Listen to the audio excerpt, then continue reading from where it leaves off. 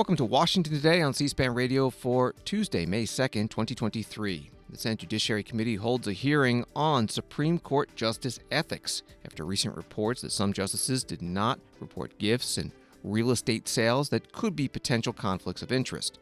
The committee chair, Democrat Dick Durbin, saying the Supreme Court has refused to step up and fix this themselves. The committee's ranking Republican, Lindsey Graham, criticizing what he calls a concentrated effort by the left to delegitimize this court and to cherry-pick examples to make a point. Coming up, portions of today's hearing, and we'll talk with Washington Post legal affairs reporter Ann Marimow. When President Biden meets with the bipartisan leaders of the House and Senate 1 week from today on the national debt ceiling and how to avoid a default, what will they talk about? If the president says he will not negotiate adding spending cuts to a debt limit increase bill, as House Republicans are insisting on. We'll hear the view from the Senate Democratic and Republican leaders and the White House press secretary. Biden administration announcing 1,500 more U.S. troops being sent to the U.S. Mexico border, as next week Title 42, the Public Health Emergency Migrant Expulsion Authority, expires, and a surge of migrants is expected. The additional troops will not be doing law enforcement, but instead administrative work, freeing up Customs and Border Patrol agents. A mayor from New Jersey who is Muslim was barred from the White House on Monday night by the Secret Service. He says he believes it was due to racial profiling, saying, "There's no doubt in my mind that at this point my crime is my race, my religion, and my name." We'll hear from that mayor and the White House reaction. Now to the Senate Judiciary Committee hearing on Supreme Court ethical standards. An article from Reuters reads, a Democratic-led Senate panel intends to pursue legislation setting ethical standards for U.S. Supreme Court justices amid revelations about luxury trips and real estate transactions involving members of the nation's top judicial body, the panel's chairman said on Tuesday. None of the 9 justices appeared at the hearing, with Chief Justice John Roberts on Friday declining an invitation by Senator Dick Durbin for him to testify. He said the committee was hearing from lawyers and academics versed in the subject. That from Reuters. C-SPAN covered this hearing. Here is Senator Durbin questioning one of those witnesses, Amanda Frost, University of Virginia Law School judicial ethics professor. It's been stated, I'll say as a preface, that the reason for this hearing is that so many of us are unhappy with the decisions of the Supreme Court. I might state again for the record that my concern about ethical standards at the court predate this hearing by many years. In fact, 11 years. The first letter that I authored, which was signed by several colleagues on the subject to the Supreme Court, was mailed on February 13th, 2012. The president at the time, Barack Obama. So I wasn't waiting for this situation or any court decision to be interested in this issue. I think it was timely then and still is today. The second thing is the argument that we're out to get certain justices because they don't rule as we wish. I would have to say during the course of the public inquiry involving Justice Thomas and others, I've heard virtually every justice named with some question as to their conduct and activity. Now, some will say they were harmless activities and shouldn't be, no one should be punished for them, and they certainly wouldn't meet any high ethical standards. But I would just add that those of us who are in public service and bound by ethical standards and codes of ethics are certainly used to this experience. Every year when we file our financial disclosure forms, in my case, my income tax returns, I'm bound to have questions from the press, and I hope most of them are considered innocent but legitimate inquiries of a person in public service. Professor Frost, a man who submitted a letter for the record today, Judge Ludig, said of the issues that are before us, I quote him, "In complete agreement on Congress's indisputable constitutional power to legislate ethical standards of conduct that would be binding as to the non-judicial conduct and activities of the Supreme Court."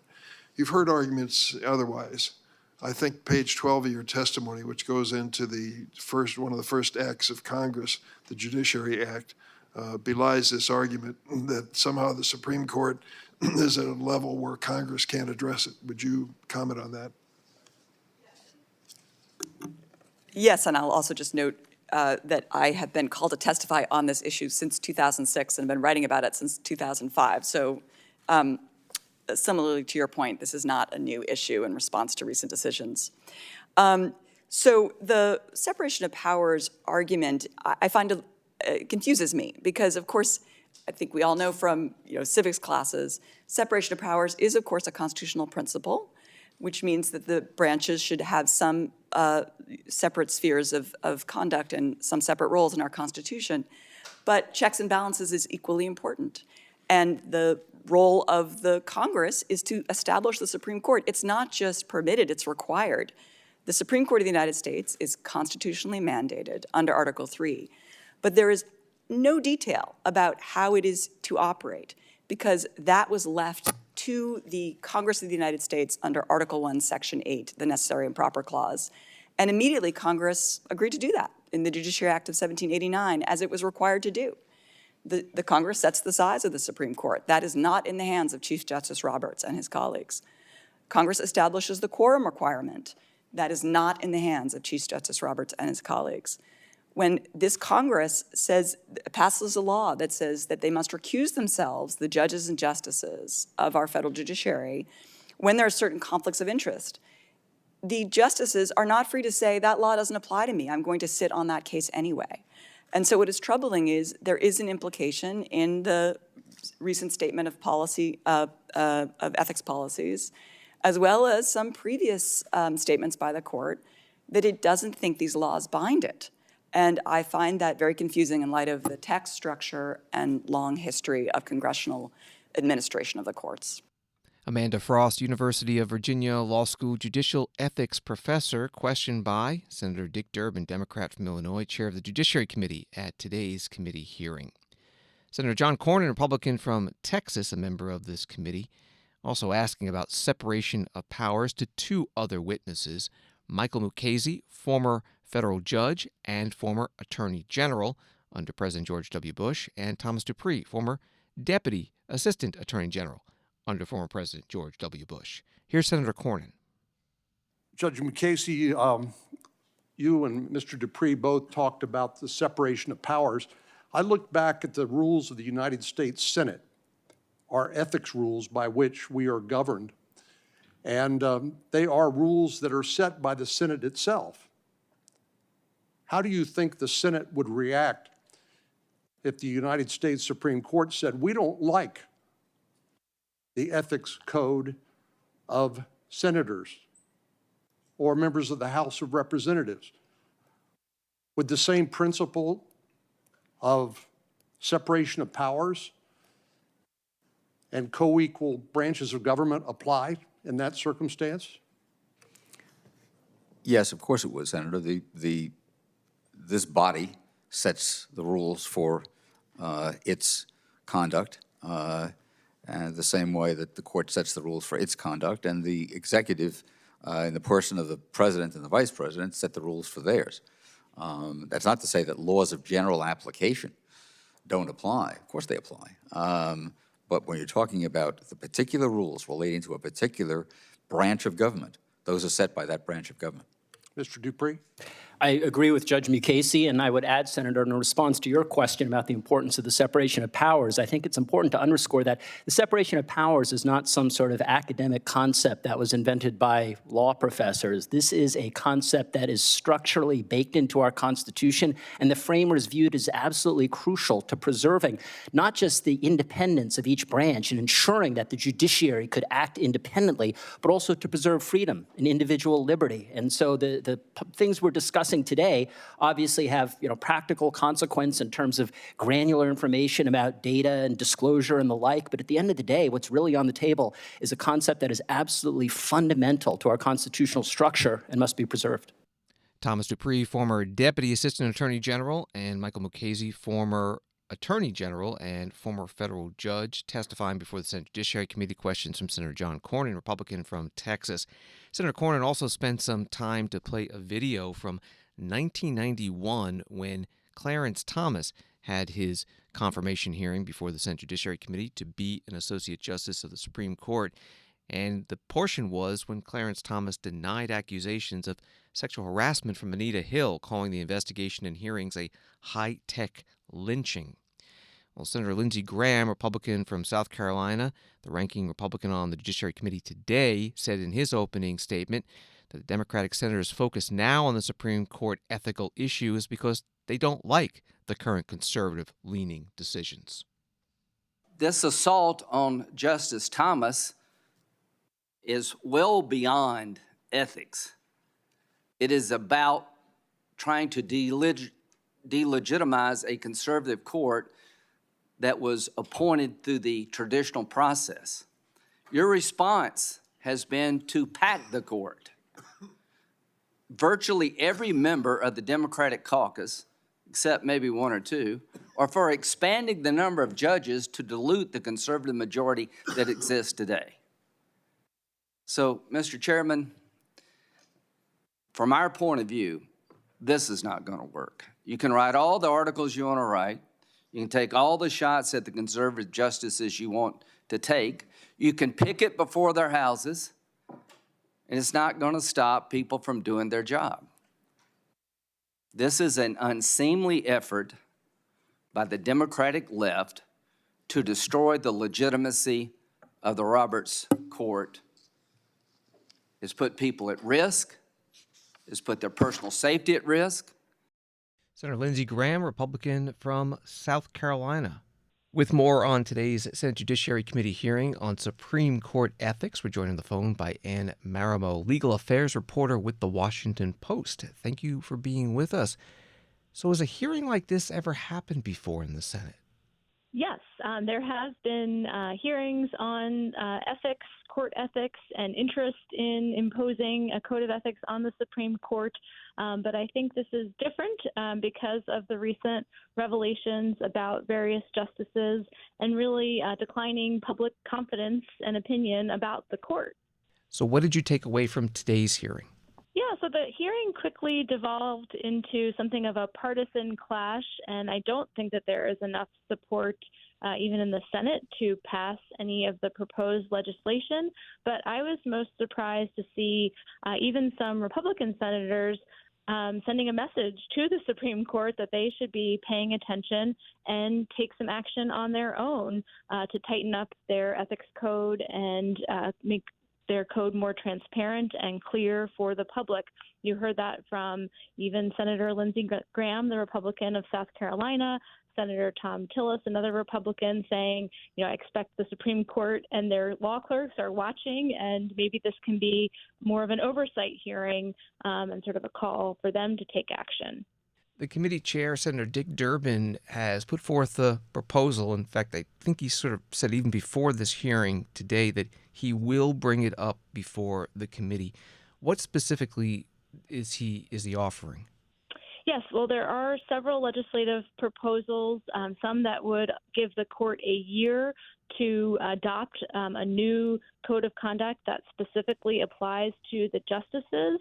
Other legislative proposals would also include specific rules about recusals and create a specific place for the public to file complaints about the justices.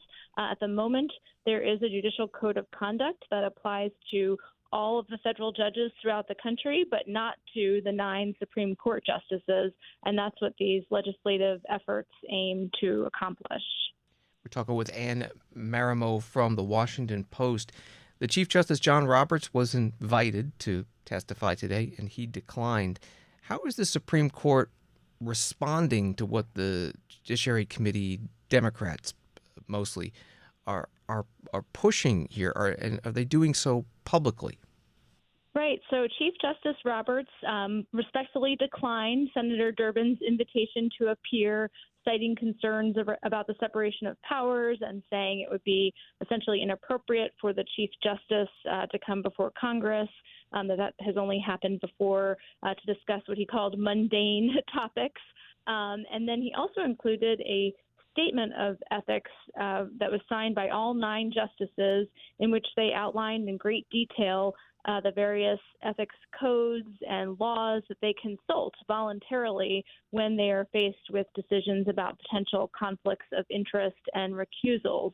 The problem, the Democrats say in Congress and also court transparency advocates, is that that code is not binding on the justices, and that that's a lower standard than, say, top-level executive branch officials and members of Congress, and that the justices, they say, should be held to that same standard.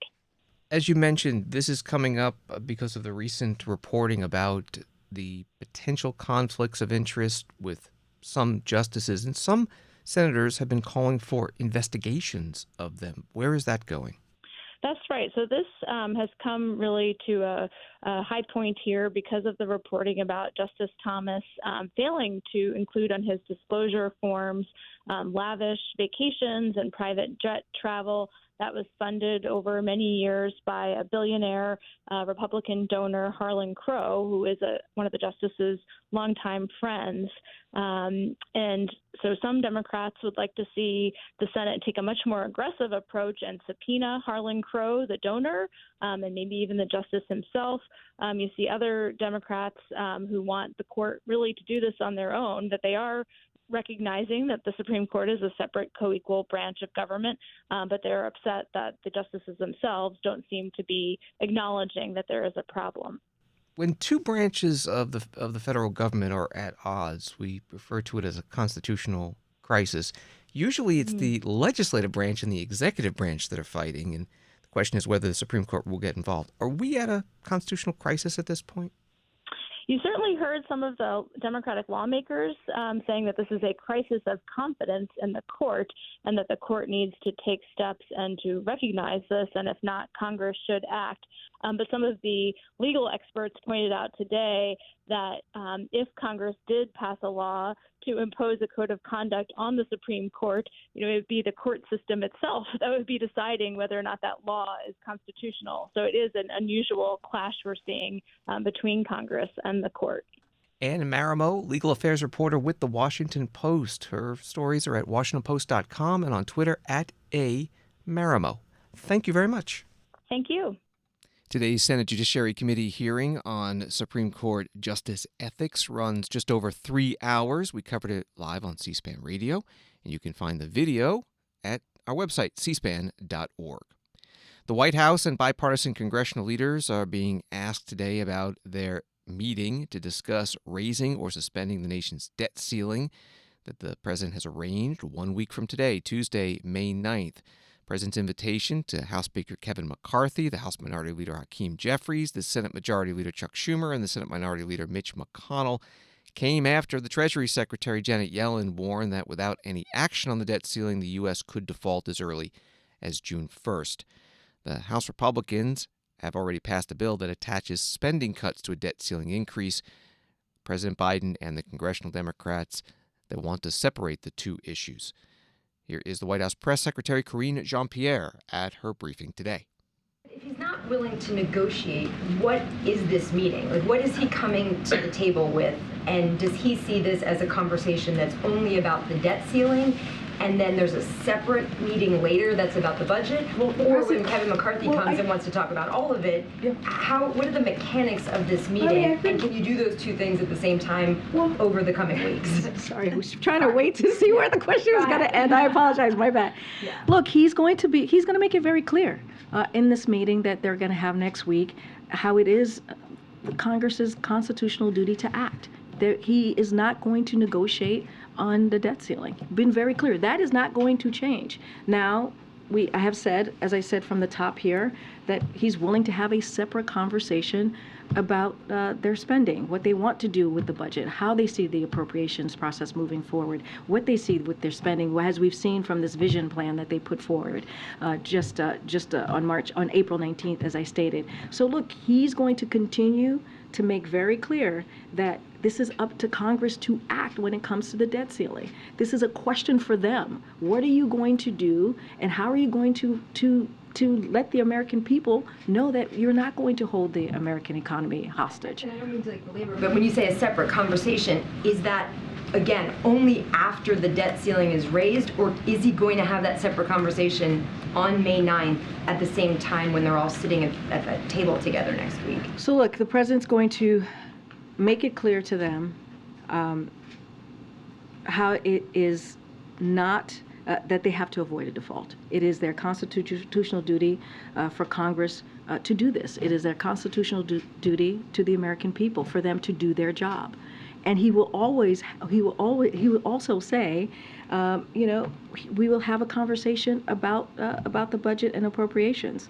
And that is something that he will be very clear about. We can have a conversation about that, but it is important to not default. We are not a deadbeat nation, as you heard directly from the president just yesterday in the Rose Garden. He's going to be really clear about this. We have been able to do this, make sure that we pay our debt as a nation for the past several decades.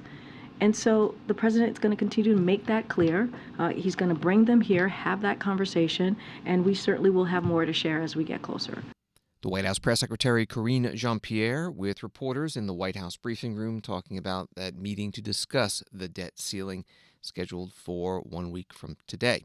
On Capitol Hill, the Senate Minority Leader Mitch McConnell, Republican from Kentucky, spoke with reporters.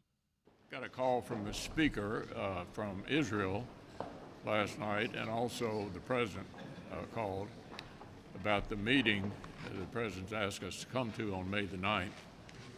I'll be there. I believe the speaker has announced he'll be there as well. But let's be perfectly clear about where we are. The House has passed a bill which raises the debt ceiling and outlines House Republican priorities. Many people thought that wouldn't happen. It has. The message to the president at this point is also pretty clear.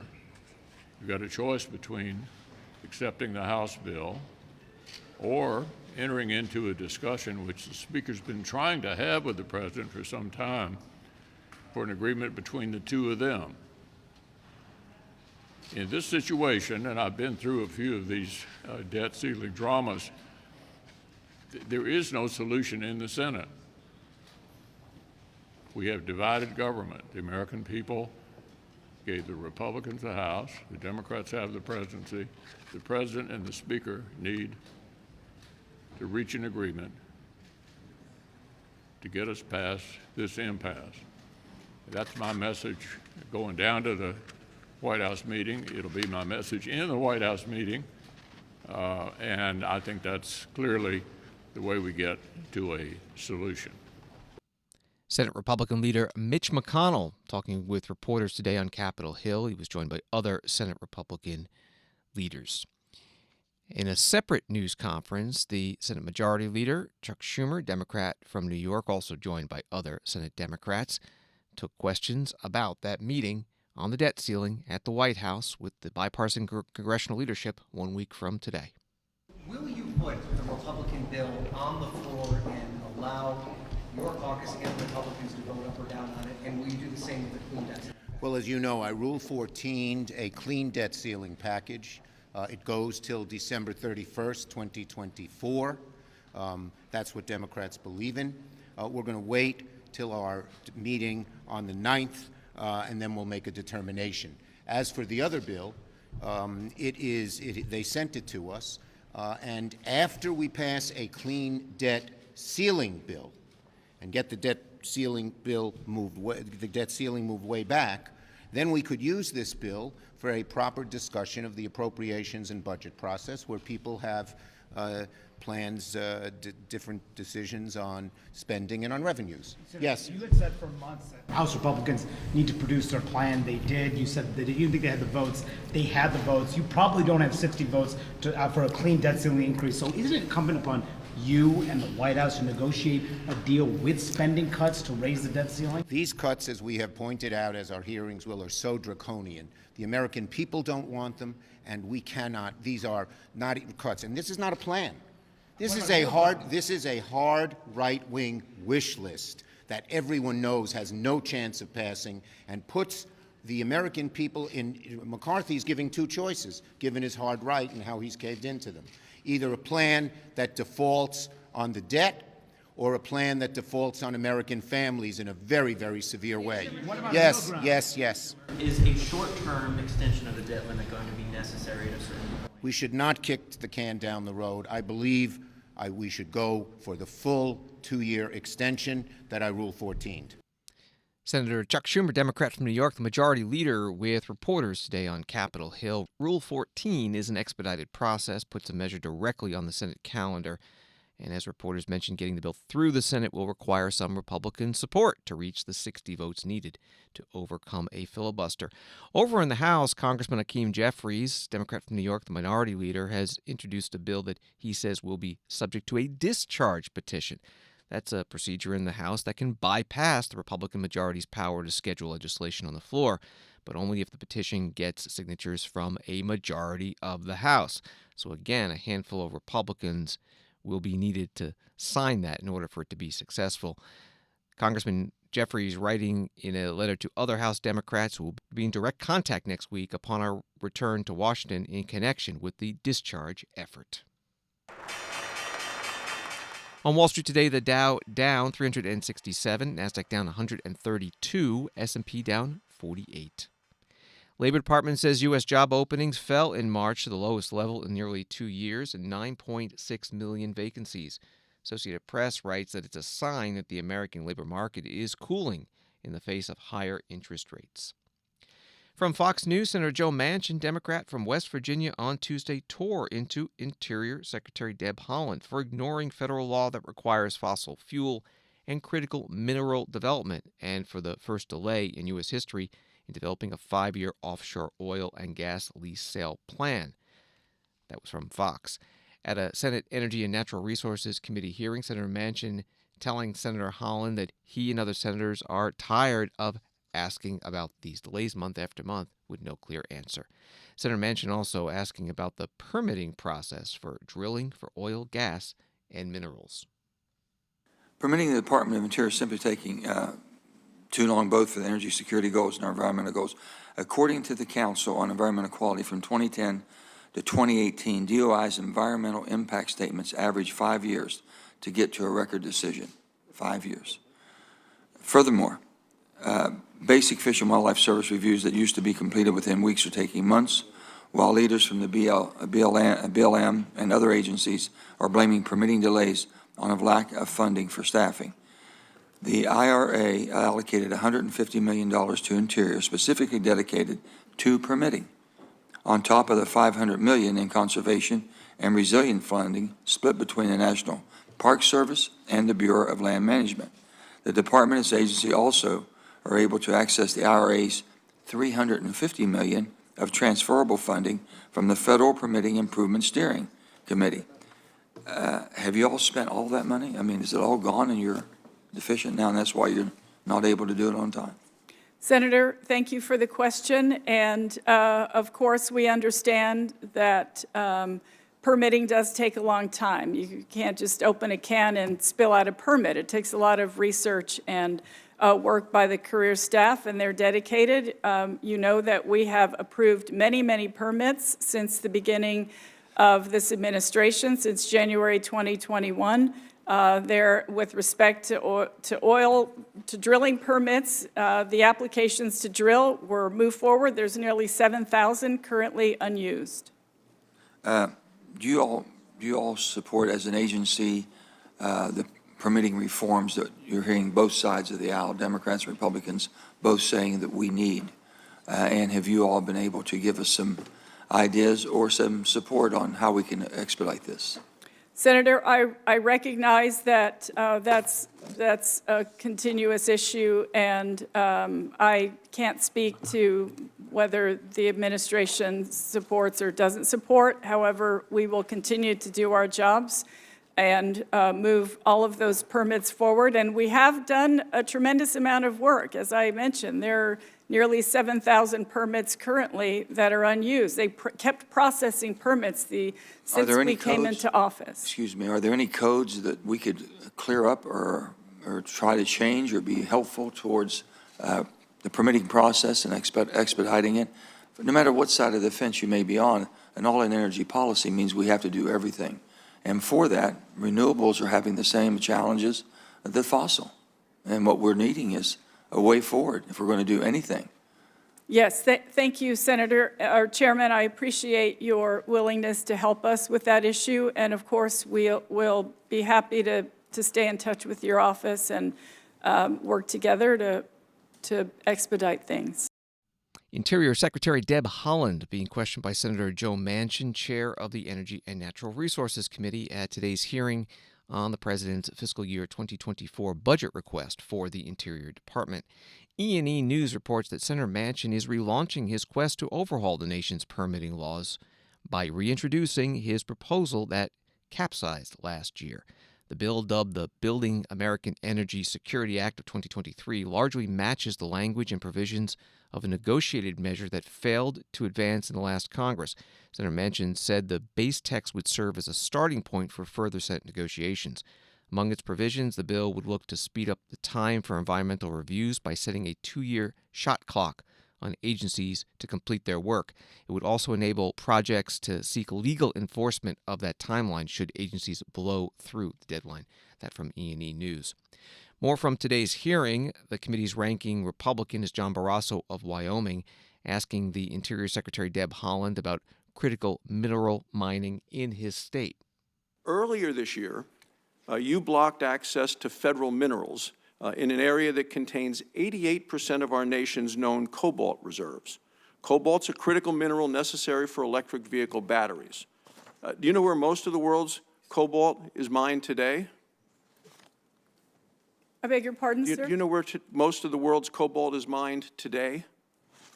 I'm sure you'll tell me. Well, it's the Democratic Republic of the Congo.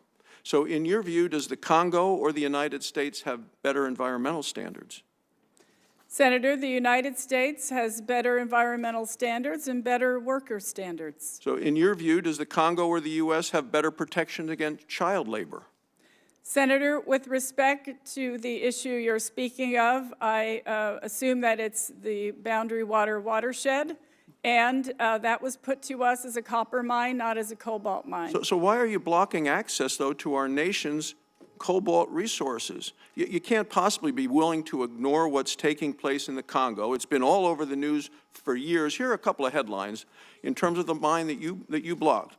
National Public Radio: how modern-day slavery in the Congo powers the rechargeable battery economy. The Independent: here it is better, they said, not to be born. Cobalt mining for big tech is driving child labor and deaths in the Congo. The Guardian: like slave labor and master, DRC miners toil for 30 pence an hour and fuel electric cars. The New York Times, Newsweek: go after any of them. Again, why are you blocking access to our nation's cobalt resources? Because that's what you've done. Senator, near the Boundary Waters watershed, it was put to us as a copper mine. Copper is not a critical mineral in this country. This is a mineral that is needed to fulfill the president's goal on electric vehicles. It's straightforward. You can't get critical minerals without mining. Mining in America is better for our economy. It's better for the environment. It's better for the people of the world. You need to stop blocking access to our nation's resources. Thank you, Mr. Chairman. Senator John Barrasso, Republican from Wyoming, ranking member on the Energy and Natural Resources Committee, at today's hearing with testimony from the Interior Secretary Deb Haaland. Washington Today continues in a moment. Live Wednesday on C-SPAN Radio at 10 a.m. Eastern, EPA Administrator Michael Regan testifies about the EPA proposed budget for the next fiscal year before a Senate Appropriations Subcommittee.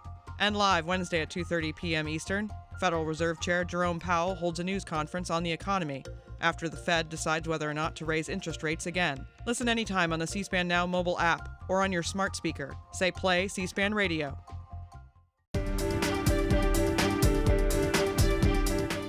Welcome back to Washington Today, available as a podcast wherever you get your podcasts and on the free C-SPAN Now mobile app. Biden administration announcing it will be sending 1,500 more troops to the U.S. Mexico border with the coming expiration next week of Title 42, which has been used to deny migrants the ability to seek asylum under a public health authority to prevent the spread of COVID-19. This is also coming as there'll be an expected surge of migrants with the going away of Title 42. The military personnel being sent will not be doing law enforcement work, but instead administrative tasks, so that U.S. Customs and Border Protection agents can be sent to the field. Pentagon Press Secretary Pat Ryder with more at his news conference. At the request of the Department of Homeland Security, Secretary Austin approved a temporary Department of Defense increase of an additional 1,500 military personnel to supplement U.S. Customs and Border Protection efforts on the U.S. southwest border. For 90 days, these 1,500 military personnel who will be sourced from the active duty component will fill critical capability gaps such as ground-based detection and monitoring, data entry, and warehouse support until CPB can address these needs through contracted support. Military personnel will not directly participate in law enforcement activities. It's important to note that the department is also evaluating options on how we might replace these deploying forces in stride with other sources to include potentially forces from the reserve component and contracted support. And while this request is for 90 days, I would point out that DoD has supported DHS on the southwest border for 18 of the last 22 years and every year since 2006. Pentagon Press Secretary Pat Ryder, also an Air Force Brigadier General, opening up his news conference today at the Pentagon. CNN reports that the U.S. military has long provided support to the Department of Homeland Security on the border, and a surge of personnel to the area is not unprecedented. Currently, there are approximately 2,500 National Guard troops on the border. Former President Donald Trump's administration approved similar troop surges to the border. In early 2019, over 3,000 additional active duty troops were deployed to the southern U.S. border to bolster security, joining the 2,300 troops already there. That reporting from CNN. House Speaker Kevin McCarthy, Republican from California, who is flying back from a congressional delegation trip to the Middle East, tweeting, President Biden's open border policy is a national security and humanitarian crisis.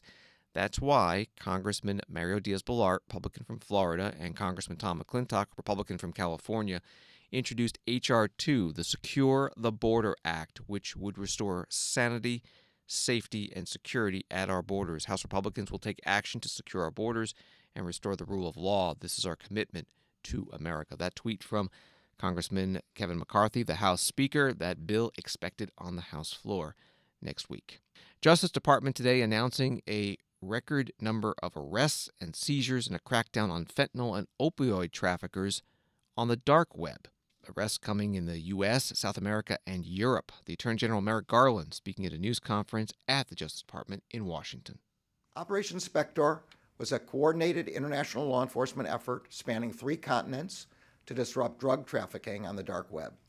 It involved agencies across the federal government, along with our partners at Europol and Eurojust, and law enforcement agencies in 8 foreign countries. It was led by the department's Joint Criminal Opioid and Darknet Enforcement, or J-Code team. Across the U.S. and 8 other countries, Operation Spectre resulted in a total of 288 arrests and the seizure of 117 illegal firearms, 850 kilograms of drugs, and $53.4 million in cash and cryptocurrency. This represents the most funds seized and the highest number of arrests in any coordinated international action led by the Justice Department against drug traffickers on the dark web. Here in the United States, our Operation Spectre investigations involve the FBI, DEA, ATF, and more than 30 U.S. attorneys' offices, as well as our partners in other federal agencies. In the United States, we arrested 153 defendants, seized 104 illegal guns, and seized over 200,000 pills, including those containing fentanyl. To give just 3 examples of the cases that made up this massive operation since it began in October 2021, in the Central District of California, a defendant was charged with drug and weapons offenses for his role in leading an organization that obtained bulk fentanyl, operated labs that used high-speed pill presses to create pills containing fentanyl and methamphetamine, and sold millions of pills to thousands of customers on the darknet. In the Southern District of Florida, we secured the conviction of an individual who distributed narcotics, including fentanyl, on various dark web marketplaces. That defendant possessed a list of over 6,000 customers across the United States. And in the Eastern District of California, 2 individuals were charged with drug and money laundering offenses for their role in selling tens of thousands of counterfeit oxycodone pills containing fentanyl in exchange for cryptocurrency on the dark web. Attorney General Merrick Garland at a Justice Department news conference today. He also said some of the drugs on the dark web may be advertised as brand name pharmaceuticals, but the pills can be counterfeit and laced with fentanyl. The Muslim mayor of Prospect Park, New Jersey, Mohammed Karula, is speaking out after he was prevented by the U.S. Secret Service from attending a White House celebration with President Biden on Monday night to mark the end of the Muslim holy month of Ramadan. Mayor Karula was on CNN today. At this point, we still did not receive any explanation. All what happened is I received that call as I was entering D.C., and I was told by a staffer from the White House Social Events Department that the Secret Service advised them that I cannot attend the event and that the Secret Service did not provide them with any explanation. What questions do you have for the Biden White House this morning? Well, I think the big question is, what are we going to do about the targeting of Arabs, Muslims, South Asians by federal agencies that are basically not telling us why we are being harassed at airports, border crossings, and now for me to be denied entry into the people's house is baffling. Why aren't there checks and balances on these uncontrolled powers to put us on lists that are not admitted to and that are essentially illegal and target Americans of certain backgrounds? Which federal agency specifically do you believe is targeting you? Well, according to the Council on American Islamic Relations, I was placed on a list that was created by the FBI, back in 2019. And that's when my problem started initially as I was returning to the U.S. from Turkey, where I was asked directly by a Custom and Border Control agent, and I quote, "Did you meet with any terrorists while you were in Turkey?" Mohammed Karula is the mayor of Prospect Park, New Jersey, interviewed on CNN today. A spokesman for the U.S. Secret Service put out a statement Monday, which read, "While we regret any inconvenience this may have caused, the mayor was not allowed to enter the White House complex this evening. Unfortunately, we are not able to comment further on the specific protective means and methods used to conduct our security operations at the White House." Some questions about it today to the White House Press Secretary Karine Jean-Pierre. Why was the mayor of Prospect Park barred from attending the White House's Eid celebration last night? So let me just first say this is under the purview of the Secret Service.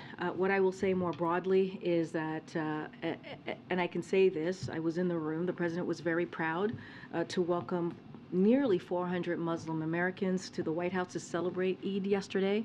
It was a meaningful event, an opportunity to celebrate along Muslim leaders from across the country who were here, as I said, nearly 400. This particular situation is under the purview of Secret Service, and so I will leave it to them to speak to directly. Can you say if the mayor is on the FBI's terror screening data set and that's the reason why he was barred? Again, this is under the purview of Secret Service, and I would refer you to them. And he has said in interviews, as of this morning, that the White House nor service has told him why he was barred. So I get that you can't talk about it, but doesn't he at a minimum deserve an explanation as to why he was blocked? All I can tell you, Sungbing, is that this is under the purview of Secret Service. White House Press Secretary Karine Jean-Pierre with reporters today in the White House briefing room. An article at northjersey.com about this story has this: civil liberties and anti-discrimination organizations say Americans have been unjustly added to secret watch lists that hamper their ability to travel and open bank accounts. Dozens of Americans have sued, saying their names were wrongly added and they had no meaningful way to challenge it. The Council on American Islamic Relations has called on the Biden administration to suspend FBI dissemination of the Federal Terrorist Screening Data Set, a watch list that reportedly contains about 1.5 million names. CARE attorneys examined a copy leaked in January, which appeared to be almost entirely lists of Arabic and Muslim names, the organization said. That reporting from northjersey.com. Some campaign 2024 news. Virginia Governor Glenn Youngkin taking himself off the list of potential Republican Party candidates for president. Governor Youngkin was interviewed Monday night at the Milken Institute Global Conference in Beverly Hills, California, by the Wall Street Journal editor-at-large, Jared Baker. Given all that you've said and all that's gone wrong in our politics and all that you've managed to achieve, are you going to be dusting off that fleece jacket and getting out on the presidential campaign trail later this year? No. No. I'm going to be. You're not running. I'm going to be working. I'm going to be working in Virginia this year. I have my midterms this year. We're off cycle, and so our House and Senate are up for full re-election this year. I have a House that's controlled by Republicans and a Senate that's controlled by Democrats. I want to hold our House, and I'd like to flip our Senate. And I think we're doing a really good job in Virginia, and I think this is a chance to bring that to voters. And so I haven't written a book, and I'm not in Iowa. I'm spending time representing Virginians this year. So in the words of LBJ, you will not seek, and if nominated, you will not serve and accept the Republican nomination for President of the United States? We'll leave that one to LBJ. But what I am very excited about is that America seems to be paying attention to what's going on in Virginia. And I think America is, because I believe what we're demonstrating is, first of all, we can do this differently. And we can bring common sense solutions to bear on some of these perennially challenging problems. And those common sense solutions work, grounded in conservative philosophy and resulting in economic growth, in jobs, in better schools, in safer communities, and more efficient government where we actually spend less than what's appropriated, making our institutions work better. If anybody wants to come to Virginia and get a driver's license, we'll get you out in 15 minutes. You can check your Geico rate and get a driver's license. I mean, this is important stuff. And I think the excitement that I feel about where the Commonwealth is going, I'm just humbled the fact that the nation seems to be watching us. Virginia Governor Glenn Youngkin, Republican, interviewed at the Milken Institute Global Conference in California on Monday night. He also said, "I think there's a future for the Republican Party for sure, and it doesn't necessarily depend on Donald Trump." Glenn Youngkin was elected in 2021. Under Virginia law, he can't run for successive terms, can't run for re-election in 2025. Thanks for listening to Washington Today. Sign up for C-SPAN's evening newsletter, word for word. You get the stories Washington is talking about emailed to you every day. You can subscribe at c-span.org/connect. Have a good night.